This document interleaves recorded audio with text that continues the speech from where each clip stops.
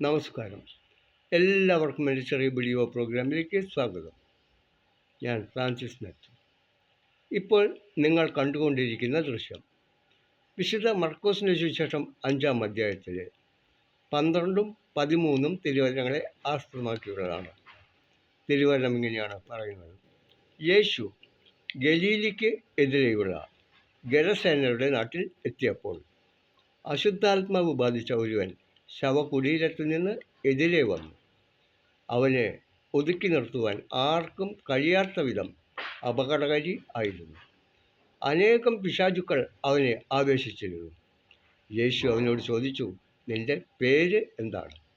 അവൻ പറഞ്ഞു, എൻ്റെ പേര് ലഗിയോൺ എന്നാണ്. ഞങ്ങൾ അനേകം പേരുണ്ട്. ഞങ്ങളെ ആ നാട്ടിൽ നിന്ന് പുറത്താക്കരുതേ എന്ന് അവൻ അപേക്ഷിച്ചു. വലിയ ഒരു പന്നിക്കൂട്ടം മലയരികിൽ മേയുന്നുണ്ടായിരുന്നു.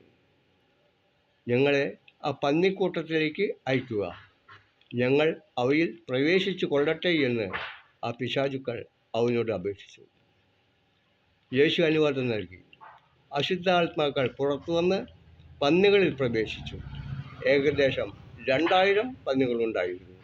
അവ കിഴക്കാൻ തൂക്കായ തീരത്തിലൂടെ പാഞ്ഞു ചെന്ന് കടലിൽ മുങ്ങിച്ചെത്തി. ഇതിൻ്റെ ഒരു ദൃശ്യമാണ് ഇപ്പോൾ നിങ്ങൾ കണ്ടുകൊണ്ടിരിക്കുന്നത്.